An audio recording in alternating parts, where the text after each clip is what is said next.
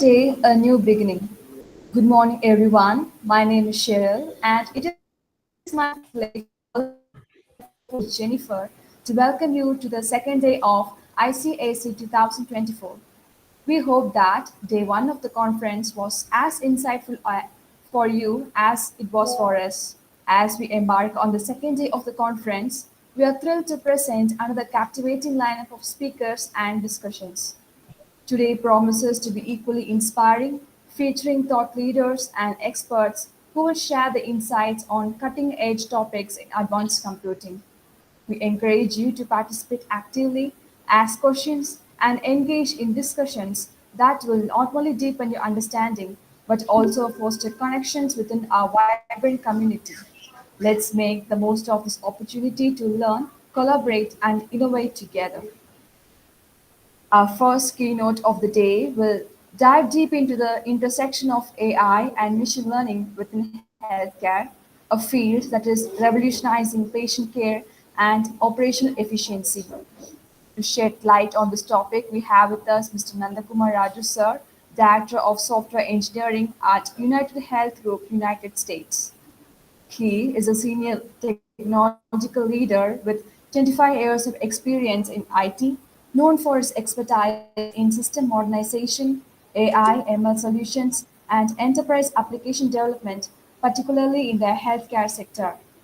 He is a beloved alumni of our University of Batch 1999. He currently resides in Northern Virginia, USA, and serves as the Director of Software Engineering at Optum. He is also the co-founder of Mazo Solutions, a product-based company offering innovative platforms such as Mazo ID for computer vision, Mazo Lens for alert or incident management, Mazo Beam for interview services, and My Ayur Health, an alternative medicine marketplace. His leadership in transitioning large-scale systems to next-generation technologies has transformed the way healthcare is delivered. Without further ado, please join me in welcoming Mr. Nandhakumar Raju, sir, to enlighten us with his talk on AI and ML in healthcare. Sir, the virtual stage is yours. Thank you, Shalal. Thanks for your great introduction.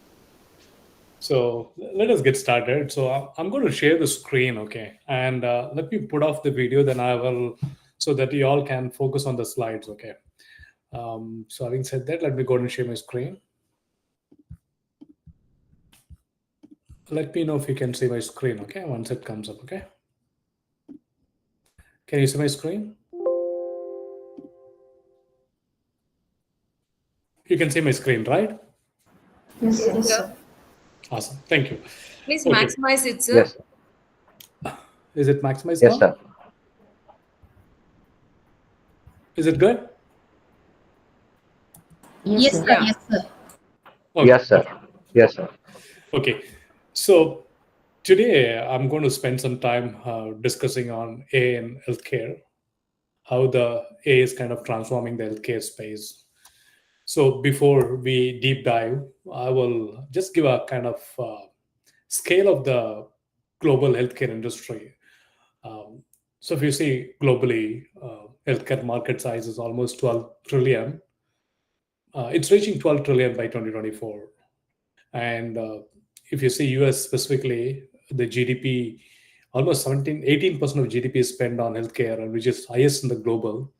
And most of the developed nations, their spending on the GDP is almost close to 9.9 to 12% of the healthcare, which is on the healthcare. So it's if you see, this is the kind of the scale of the global healthcare spending, which the globe is doing it on, right? And mostly, if you see, the key sectors on this healthcare spaces, mostly in the hospitals and the healthcare providers, they're the core industry, which is basically providing all the medical services, right? And we have this pharmaceutical companies, which is spending almost 1.4 trillion global market, which is focusing on the drug manufacturing and development and the sales. And we also have medical devices, which is expected to reach around 600 billion in 2025, which includes the diagnosis and also the treatment equipments. And all this growth is coming from aging population. due to some increase of the life expectancy of the people and chronic diseases because of rising causes in diabetics, heart diseases, and other cancer-related services, and also the technology advancement in AI telemedicines and also the personalized medicine. So these are the kind of growth of the drivers which takes the kind of scale of the global healthcare industry. Just want to give a kind of idea about how much spending is going on this healthcare. Okay, so having said that, I just want to show like a kind of a maturity uh, in line with other industries. And if you see from the left side, starting from 2.7 percentage, the scale of 0 to 5, right? So education is around 2.7, and the top, if you see the technology, is around 4.1. What it means is, see, before I get into this scale of 0 to 5, let me kind of give a quick idea about how this the A maturity scaling has been done, right? Uh, so the A maturity scaling is based on the organization ability to adapt, integrate, and scale the A across the key operations areas, and it is measured based on the combinations of technology capabilities, organization readiness, and also the scope of the A implementations. And there are five pillars to calculate this A maturity for an organization.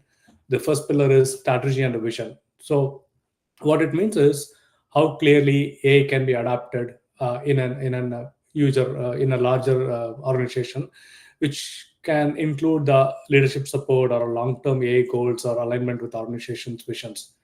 And the second pillar is the data readiness, which means its ability to collect the data, manage and leverage the data for the AI applications, which includes the availability of structured or high quality data for all the data governance.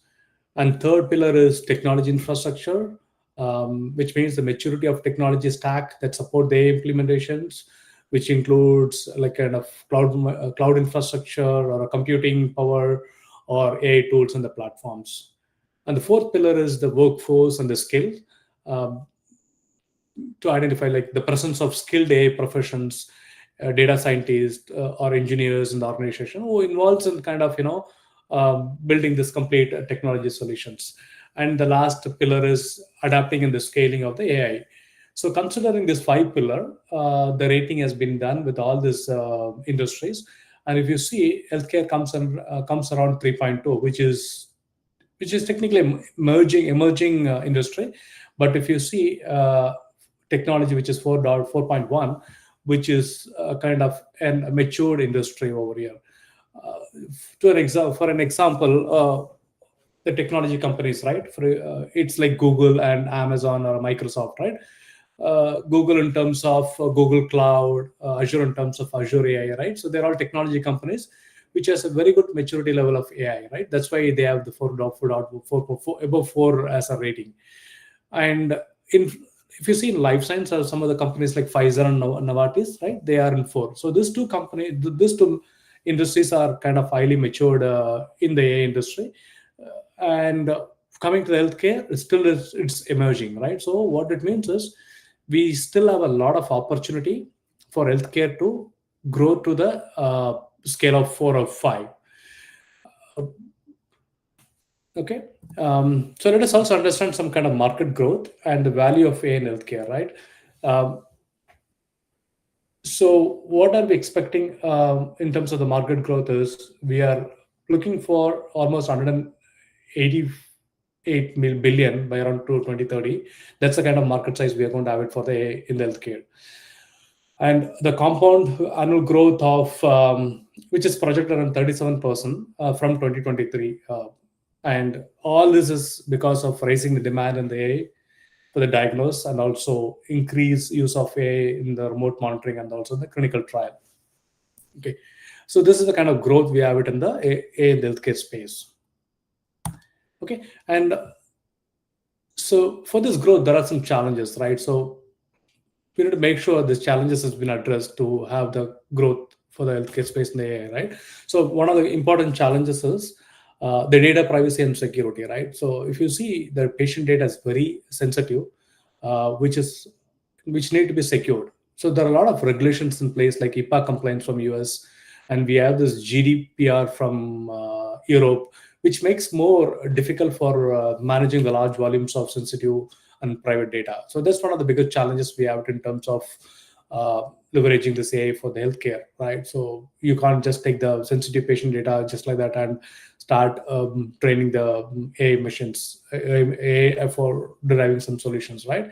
And the second problem is the challenge is algorithm bias, right? So when an AI model can produce uneven result, and if the training data isn't diversified and accurately reflecting the populations, there could be a lot of concerns in terms of decision making. Then the third challenge is skilled workforce, lack of skilled workforce. Uh, who has been trained in both AI and also healthcare space, right? That's pretty challenges. It's one of the biggest challenges over there. And third is the integrations with legacy system. And if you know, healthcare system has been built with various legacy system. So data transfer between one system to other system has been always challenged. So the integrations is one of the complexity, is one of the challenges in order to achieve the AI in the healthcare. So these are the four challenges which we have it. In terms of the growth, right? So So, despite of all these challenges, right, AI is becoming more increasingly crucial to the healthcare. It's ad- because we are able to address the critical issues like staffing, shortage of staffing, and enhancing the clinical decisions making. Right. So the AI ability to process large amount of data efficiencies means healthcare provider can make better and more informed decision in the real time, and also by automating a lot of operational related activities or routine tasks, uh, which can lead for more growth in the healthcare space. Okay, and some of the applications, right? So, what are the applications we can have it in the AI space? One is medical images. So we all know there is a lot of X-rays and other things, CT scan and things like that. So, using this, all these images, the AI has numerous applications. What we can do is it can detect uh, the kind of cancers or more accurate and quickly than the traditional method, right? So these are one of the applications where we can see healthcare is growing. The second is on the predictive analytics, right?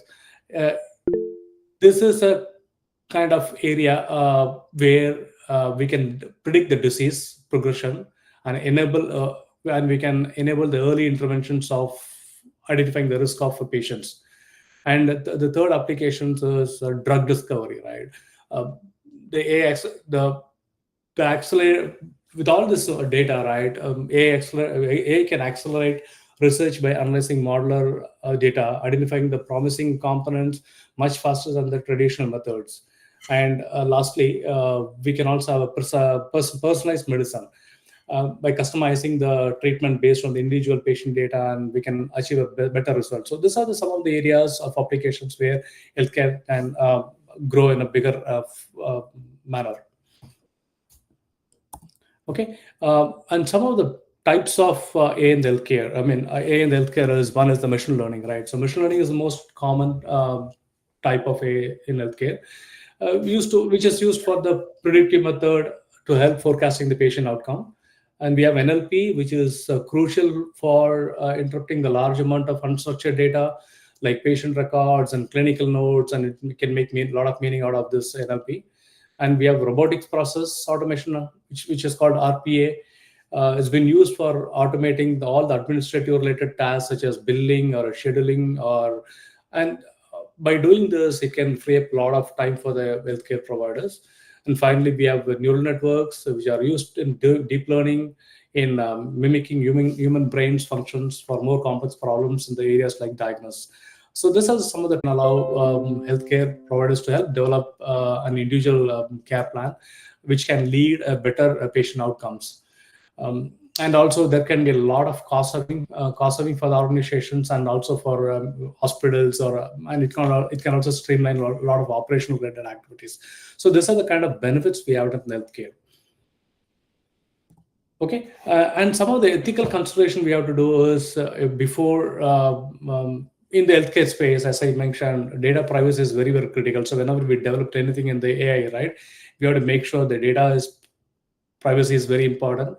We kind of understand the compliance regulations such as HIPAA and GDPR, and protect the data, protect the patient's data, and maintain the confidentiality. That is very, very critical when it comes to the ethical consideration. Next is algorithmic bias, right? So when there is a decision making, we have to have a kind of complete set of data to make sure the right decision is being done, and the and accountability. So there is always a question of accountability. If an AI system makes an incorrect diagnosis, then who's responsible, right? So there should be some kind of accountable in terms of ethical consideration. Then finally, the transparency. So transparency is very important. We must ensure that AI decision making processes are explained to both healthcare professionals and the patient. So this transparency has to be there. So if we can manage all these four ethical consideration, this has to be done for the any healthcare AI related solutions. Okay, and finally, the conclusion is like, AI is transforming healthcare by improving diagnosis, personalized treatment, and enhancing the operational efficiency. However, the challenges like data privacies or regulatory hurdles and algorithmic bias needed to be addressed. And as we continue to innovate, AI is undoubtable. It will play a crucial role in making the healthcare more efficient and precise and patient-centric.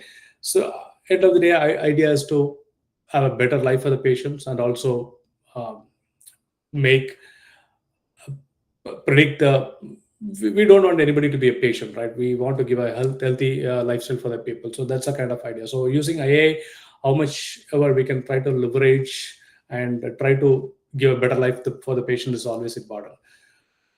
So that concludes my slide. Just I want to just touch up how the healthcare is kind of transforming this complete AI space. I just want to just share some of the thoughts over here. I really don't want to kind of deep dive into the technology space and bore you today, because I know you guys have a long day to go. So it's a lot of deep technical discussions happening. I thought I'll just kind of give a kind of business overview of this healthcare and AI space. So I'll just open for the forum for any questions. If you have any questions, you can ask me. I can just explain. I can just clarify that.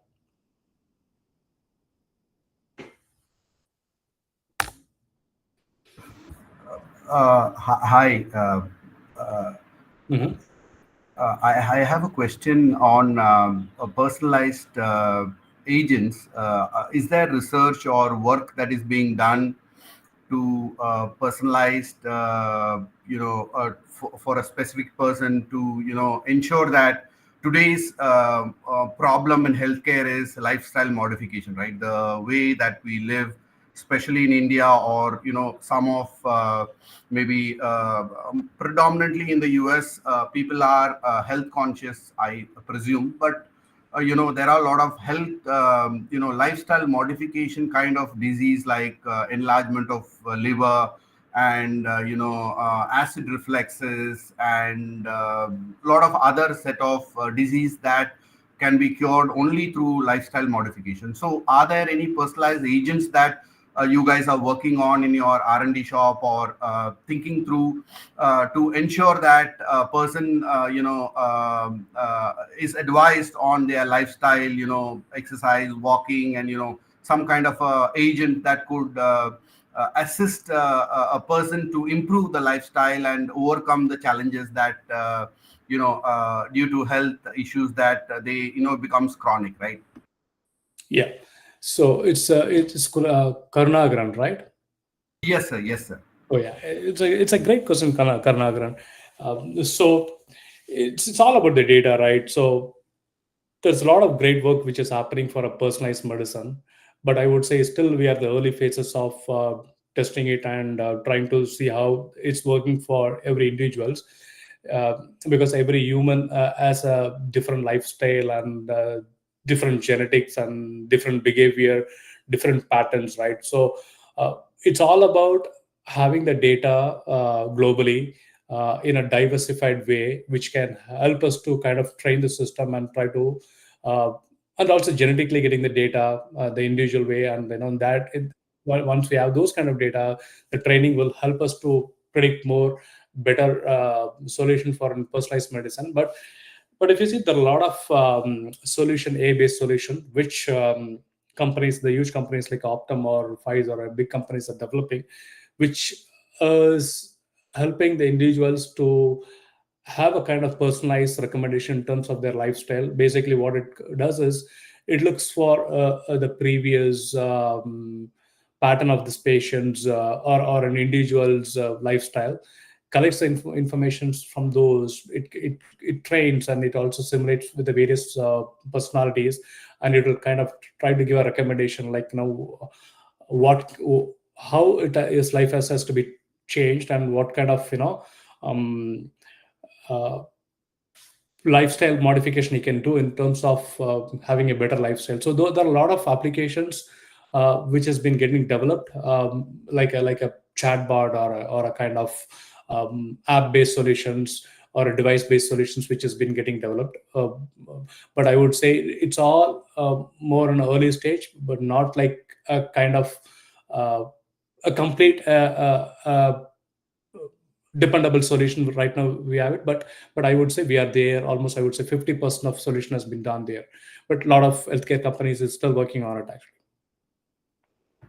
Thank you, sir. I have one more question over and above that. Can I ask, sir? Oh, sure. Good, Karnagar. Yeah.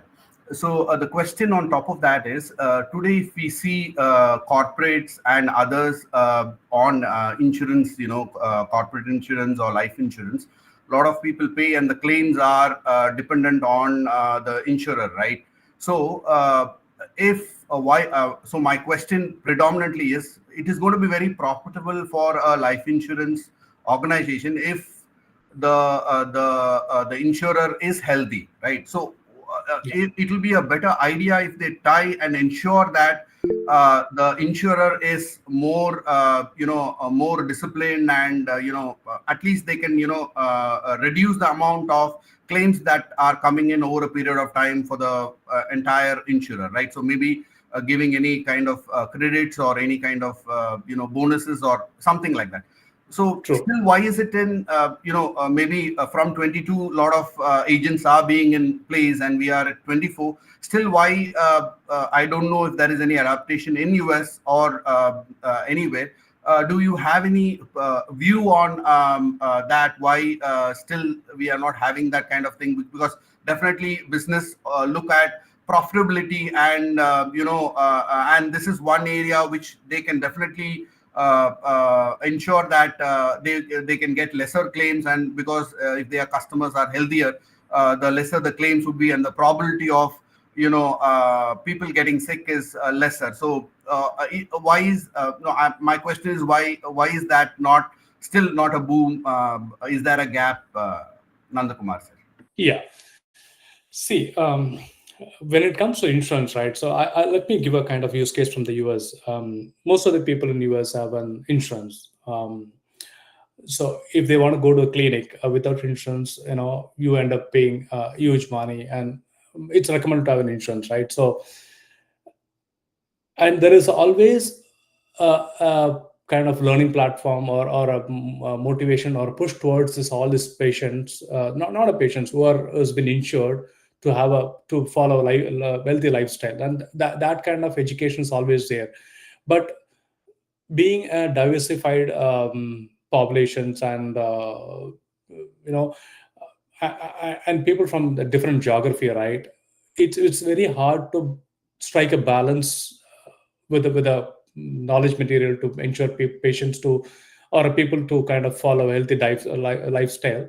Um, and there's one more challenges over here, right? So here, the cost of healthcare is very expensive. For example, if a person goes to an emergency, right, for just an headache, right? If he's there in the bed for a couple of days, the bill has been sent almost $50,000, $100,000 has been charged to the insurance company, right? So the idea, there is a lot of other operational related costs which is going behind the scene, which also increases the insurance cost. It's not just the cost of the treatment, the cost of the other operational areas. It could be the hospital cost, it could be the operational cost, it could be the operational activities which is happening around the healthcare, not just the treatment. So the point is, if we can try to eliminate all the operational cost, uh, which has been spent on, for example, if a patient goes to a doctor, right? If he spends 1 hour in the hospital, around 50 minutes has been spent in the administrative time, and 10 minutes has been spent with the patient. So the 50 minutes is nothing but just sitting in the front of the laptop, getting the inputs, seeing the document, feeding the informations. So there are a lot of effort going in. Now then we have the legal things in the country, like, any there are patients or medical providers will get sued, right? So to protect them, there are a lot of legal agencies and insurance companies. So if you see a lot of money, if there is a percentage of money which has been uh, uh, the bill has been put, right, 80 to 90% of money goes into the administrative cost. So if we can ensure and try to build some kind of solution where we can try to reduce all the administrative cost, I'm sure some of the areas can be uh, brought in control. But same way, like the knowledge transfer is happening, to ensure the maintain the healthy lifestyle and things like that. Similarly, the technology has to support to reduce all this operational cost. Only if we can balance this strike, we can try to achieve something on this space. Uh, but I'm coming, as I come from India, I always feel preventive is always a better medicine, and going back to your roots, right? Being close to the natural is always a better way of living, and so that you can try to avoid all your later savings where you don't want to spend it for your healthcare expense. Thank you very much. So you drew a bigger line and explained that there is a bigger problem altogether. I do understand now why, or maybe a lot of focus is on the other set of things to ensure that costs are reduced, and maybe subsequently personalized based would be focused. Thank you very much, sir. I understand. Yes, there's a bigger problem which need to be solved than this specific, where maybe a delta of maybe efficiency that we can improve. Thank you very much, sir. Thank you, Karan. And by the way, the great questions, Kanagar. Thank you, sir. Any more questions, guys? Hello, sir. Yeah, Pankaj. Sir, it's not from your slide, from a student's point of view. So now the technology is keeping on growing with the AI. Most of the students, like 60% of students, are totally dependent on the AI. To generate a 3-line statement, they depend on AI. So being a recruiter or an industry person, so what you suggest for the current generation or for our students, in what way they have to equip themselves with the technology, as well as they should not get addicted to it? Yeah, so it's like see, yeah, it's like you have the pros and cons of being an AI, right? So with AI, what we have to see is how it can improve our efficiency than minimizing our learning, right? So that's a kind of strike every individual has to take in account when they do the learning. Yes, for me also, if I take an example of myself, right? If I want to create a slide, I kind of come up with all the content which I want to put in the slide, put my own thoughts, put my own experience, do my own research. Then I use some of the AI tools to create a slide.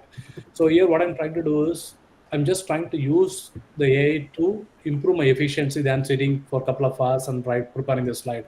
But all the research, the content, the information which I'm putting it here is based on my research and the learning. So that's where we need to see the strike between the learning and also how we can use the AI here. And this is going to be a challenge for every student who's in this kind of generation where AI is taking over. There's a lot of solution out there where AI solves all the problems, right? So, but we need to see how we need to strike and balance and ensure how we can learn out of all this process. And Yeah, so it's a very thin line. It's very hard to say. It's a very thin line, and it's all depends upon the individuals, um, how they want to kind of become an expert in the industry, right? Uh, if someone want to become an expert in the industry, they have to know where to draw the line, how much information they have to gather, and how to use the AI. Mostly, AI should be to improve your. I mean, if you're doing some duplicate work, you have to try to use AI to eliminate that and make you better, and so that your learning is broader and much faster. Okay. Thank you. Thank you. Thank you.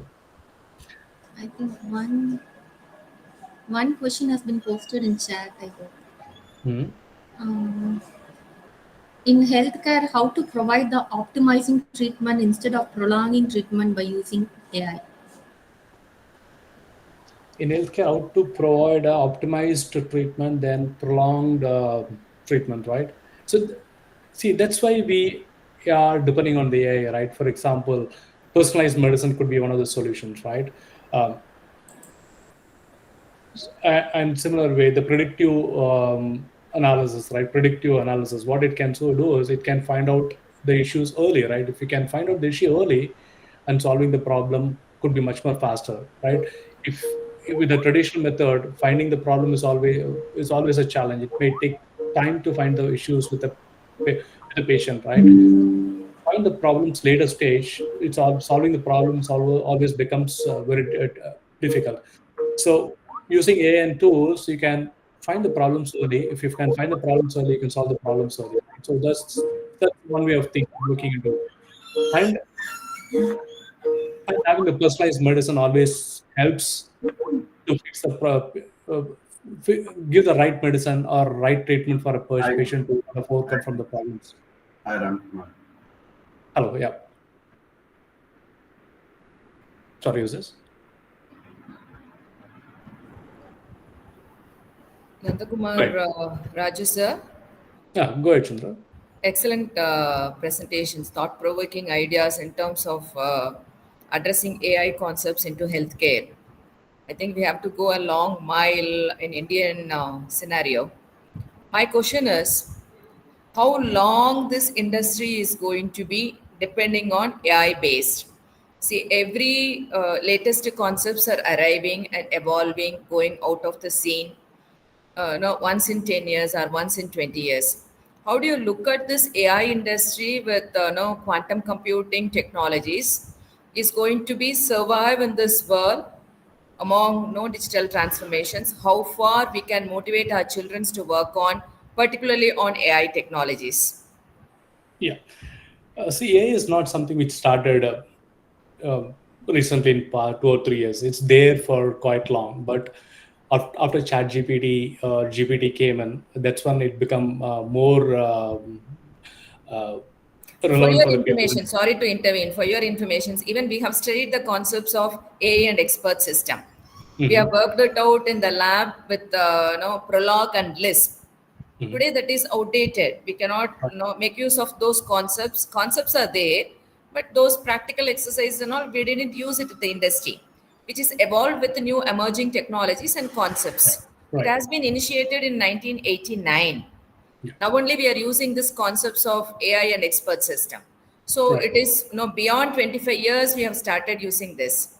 Now, how Yeah. do you look at these concepts with industry and product based companies are working towards to bring out more products to the society? Then only know that technological part, all our children can make use of this industry. Yeah. How do you look at this in future? Yeah, see, we started with the internet, then we had Wi-Fi. Right now, we have AI, right?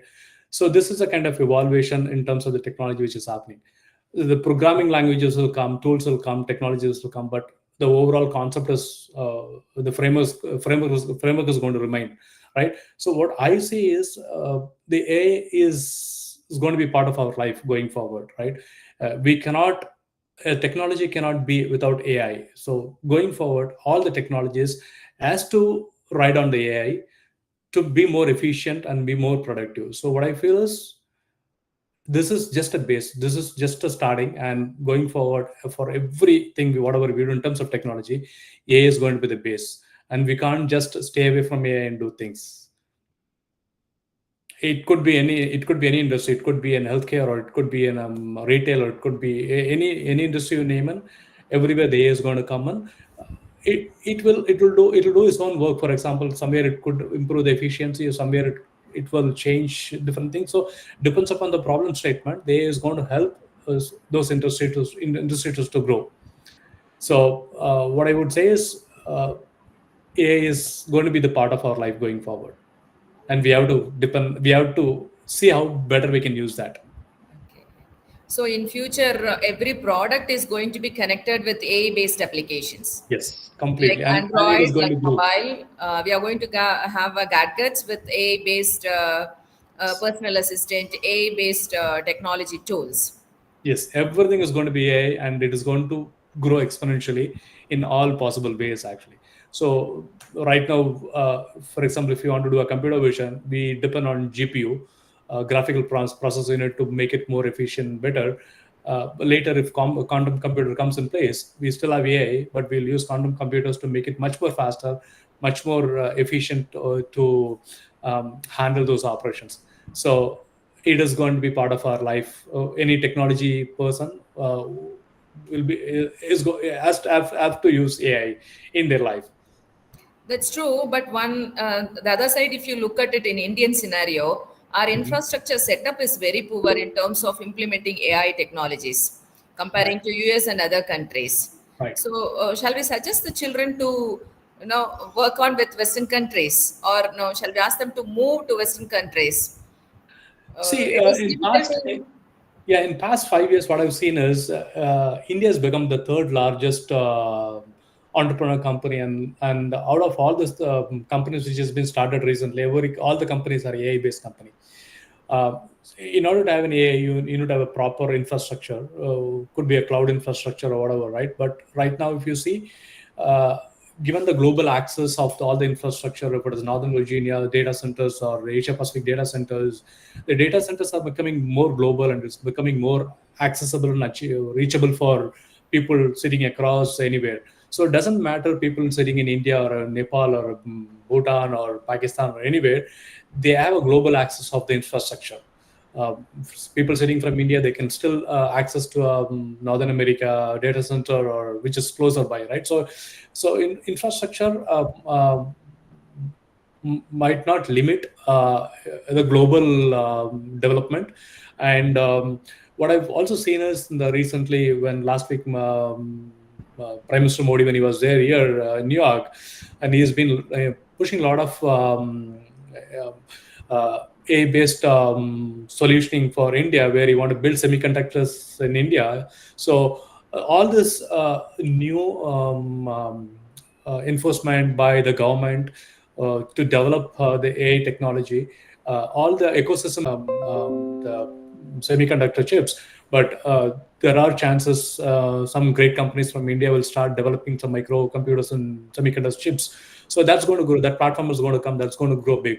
So like the way we have Amazon Cloud and Azure Cloud, there could be some kind of cloud infrastructure which is going to come from India. The reason why I'm saying is India is filled with a lot of technology resource. The 1.5 billion people, out of which there are a lot of technology people, and who is very smart. And I think all this resource are capable to transform the technology. And I believe India and Indian students and Indian research students are way better than most of the country, who can bring a lot of transformation for this country.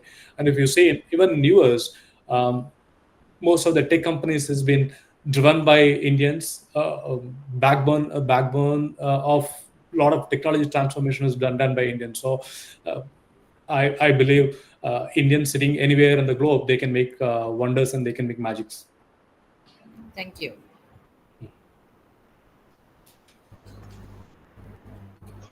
Sir, good morning, sir. So, nice, sorry, sir. So, I have a doubt to ask you, sir.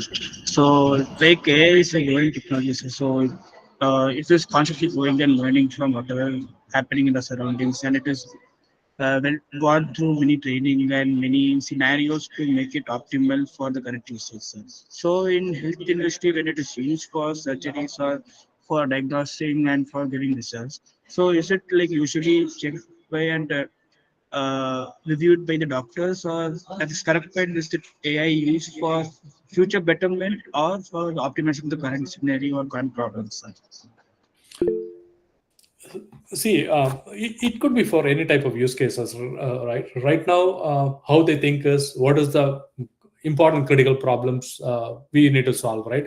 So some of the important critical problems in the healthcare industry nowadays solving the uh, operational or administrative cost. So that's where most of the effort might go, right? The people will try to see how we can automate some of the process, and I would say maybe 1 or 2 years, lot of effort, lot of money, lot of research, and everything will be in that particular space.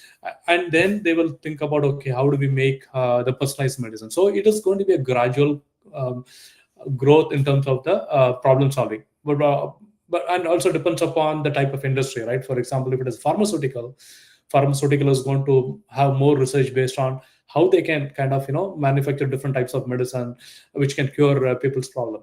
But if it is an insurance company, they will try to see how we can have more administrative processing and things like that. But if it is more like a um, uh, kind of research organization, they can have some kind of predictive analysis, collecting the data, and they can try to solve problems on those spaces actually. So it's all depends upon the type of problems and the use case, whatever they want to solve it, they will take and solve it. But from an overall point of view, what I'm saying is the administrative cost is very high, so they'll try to bring in a lot of solution to bring in the administrative cost. Once that is done, then they'll go for the next step of um, helping the doctors, where kind of kind of avatar for a doctor. It helps our doctors to take better decision.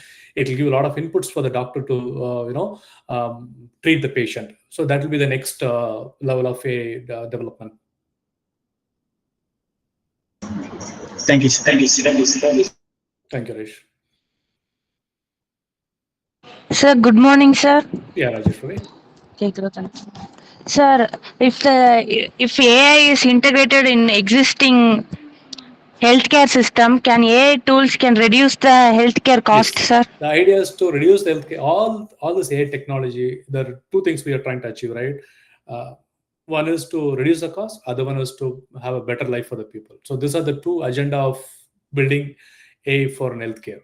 So cost is one of the important part, and second is saving the people's life.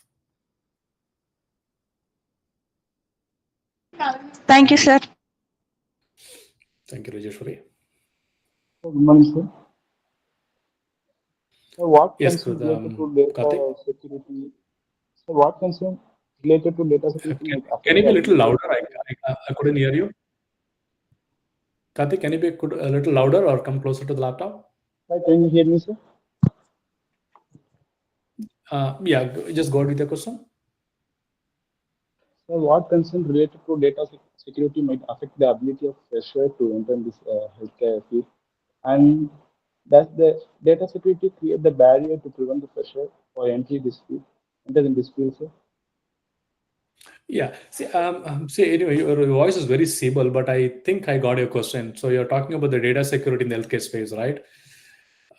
See, when it comes to healthcare, the patient data is very, very sensitive, right? So we don't like to kind of keep this patient data kind of open, and we want to keep all this data very private, right? So that's why we have this various regulations such as EPA for US, and Europe has a similar regulations, right? So idea is to and all these regulations and compliance will try to make sure that the patient's data is very protected, right? So the challenges here for the AI is, if you want to implement AI, right, you need to have data, right? So getting all the sensitive data transferred to a different interoperable system is going to be very challenging, very, very challenging. And to to train and get a better model for the healthcare, you always need a LLMs, like large language model, right? But we need to come up with some kind of alternate solution. If you don't have a large language model, how do you kind of train it, right? Maybe we could think about some kind of small language model, or a kind of less data, minimal data, but even though if you try with the minimal data or a small language model, you should be able to get the same output what you're trying to get it from the large language model. So those are kind of thought process we need to put in. So instead of large language model, how do we kind of think about a small language model and try to get the same amount of output which you are going to get it from the large language model? So those are the kind of workaround, or those are the kind of solution we need to think about when it comes to the healthcare, because of the challenges which we have in the data security. Okay, sir. Does the data security create barrier that prevent the fresher from entering this field, sir? Yes, yes. But see, it's again, it is a good way, right? Because we want to say, as a patient data is very sensitive, we need to protect the patient data, right? So when you try to have a lot of regulation and complaints, it's always put kind of restrictions around kind of trying out various possible use cases, right? So we need to kind of accept that and try to come up with some kind of solution to build a better healthcare solutions through the UI, I mean through the AI. Okay, sir. Thank you. Mhm.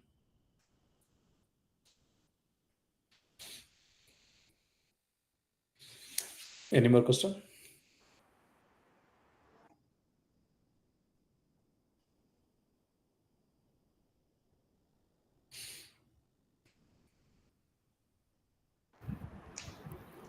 Okay. During this midnight, excellent discussions and posts to the children for the next generations. It will be very useful, sir. Really, we have enjoyed. Jennifer, I think there is no questions. We'll proceed to concluding remarks. Sure. A heartfelt thank you to Nandhakumar Raju sir for delivering such an insightful and comprehensive session on the role of AI in healthcare. Your in-depth comparison with other industries, along with your detailed discussion on the market growth and value of AI in healthcare, was truly enlightening, sir. The real-world examples you shared illustrated not only the vast potential of these innovations, but also the practical challenges that need to be addressed to fully harness their benefits in the healthcare sector. Your ability to bridge theoretical concepts with real-world applications helped us see both the opportunities and the obstacles needed.